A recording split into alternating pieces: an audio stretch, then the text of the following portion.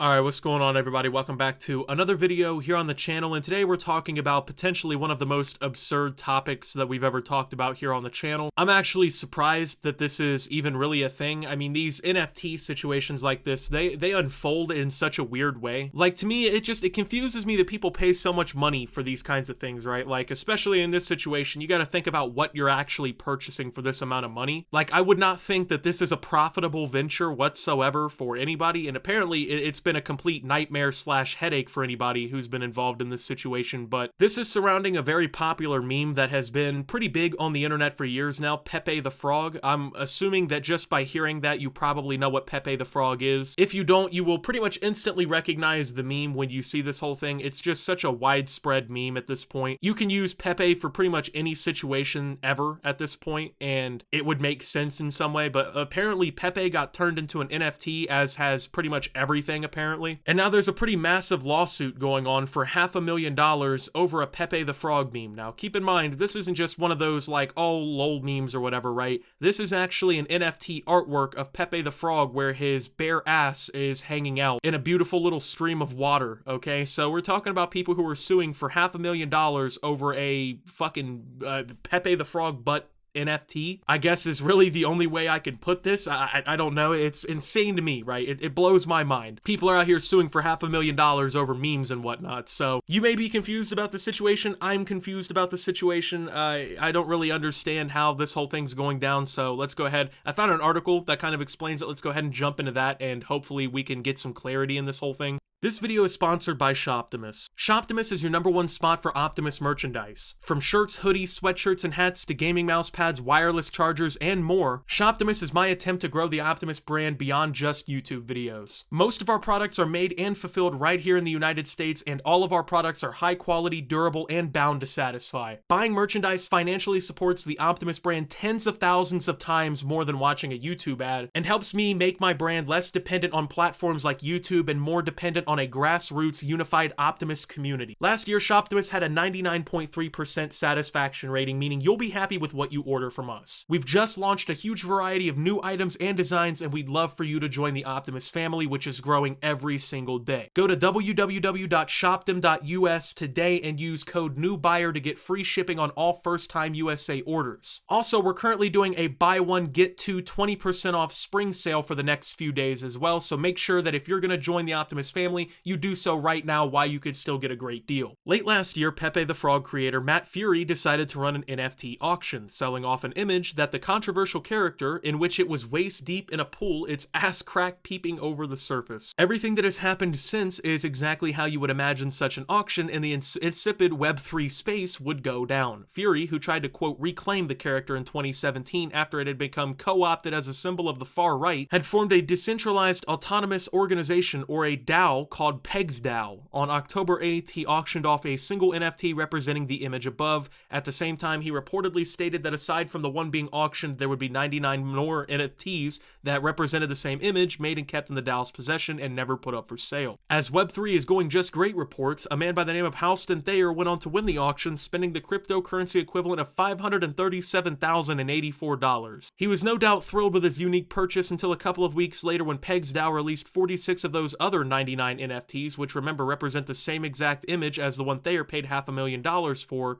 free. As first posted by lawyer Rob Freund, Thayer has now decided to sue Fury and his associated companies, claiming that the free release, quote, significantly devalued the plaintiff's Pepe NFT to less than $30,000. Considering we're talking about an utterly worthless image that you are all free to right-click and save for yourselves here, this is one of the funniest sentences I have ever read. The suit opens with the following. We'll get into that in a second. I don't know, man. So the layman's of this situation, I guess, apparently Pepe the Frog is some sort of alt-right figure. I didn't know that personally. I mean, like I just said in the beginning of this video, everyone knows Pepe the Frog because of the meme, right? Like, everyone uses that meme. So it's kind of hard for me to, like, genuinely say something like, oh, this is a symbol of the far right, because, like, what? Because it's popular on 4chan? Is that really what is a deciding factor of what's now a symbol of an alt-right movement? Like, I mean, everyone uses this meme, but I mean, that's kind of beside the point, right? We're talking about a Pepe the Frog Frog but NFT here, selling for $500,000 in the first place, right? A lot of these NFT purchases like this, they make me really consider, right? Like, they make me ponder who actually has enough free money to do this, right? This guy spent $540,000 on a picture, and not just any picture, right? A picture of Pepe the Frog meme with his ass hanging out of the water. You literally cannot tell people that you bought that, right? Like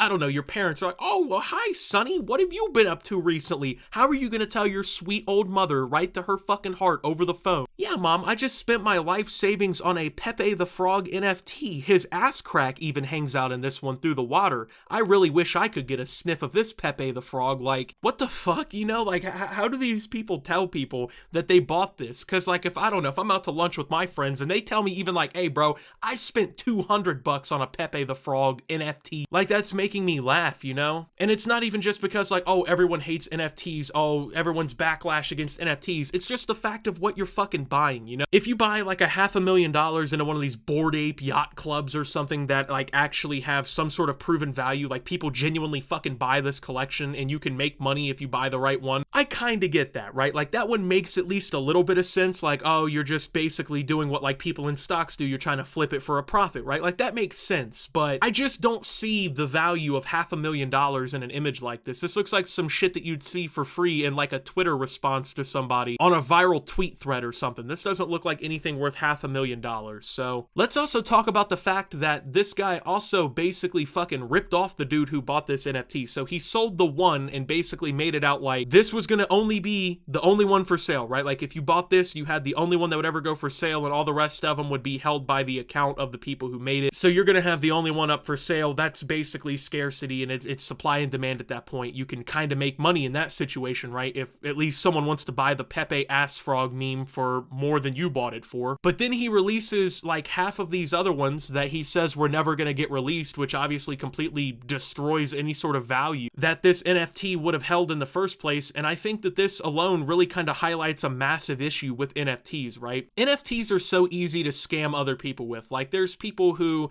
they'll take like someone else's artwork and they'll mint it on one of these platforms and basically just sell stolen art. That happens all the time. Or you have people who will like artificially inflate the value of their NFTs to sell to other people, which is very easy. In fact, it's literally this easy. To inflate the value of an NFT, all you really have to do is basically create two accounts, have one of the accounts sell, quote unquote, your NFT to the other account you hold for like some ludicrous price, and then just have that account sell it to some fucking jerk off on the internet who thinks that the value is real, and you basically just scammed him. It's literally that easy, and it happens all the time in the NFT world. And this is a massive reason why people are so against NFTs, and it really trickles down even to the point where when we're talking about Pepe the Frog's ass NFT, that's a situation in which something like this genuinely happened, right? So once again, this is all kind of unfolding into a big lawsuit, right? And there's some details of this that I kind of want to read off here so we can get a little bit of a better understanding of what exactly is going on in this NFT lawsuit and what's really, I guess, the whole point. So this action arises from defendants' unlawful, unfair, and fraudulent business practices, which includes the unfair, deceptive, untrue, and misleading advertising and wrongful actions with respect to an auction for a particular non-fungible token, NFT, that led plaintiff and others to grossly overbid on the NFT. Plaintiff therefore brings this action for fraudulent inducement, intentional and negligent misrepresentation, unfair competition, and unlawful business acts and practices, breach of contract, breach of the implied covenant of good faith and fair dealing,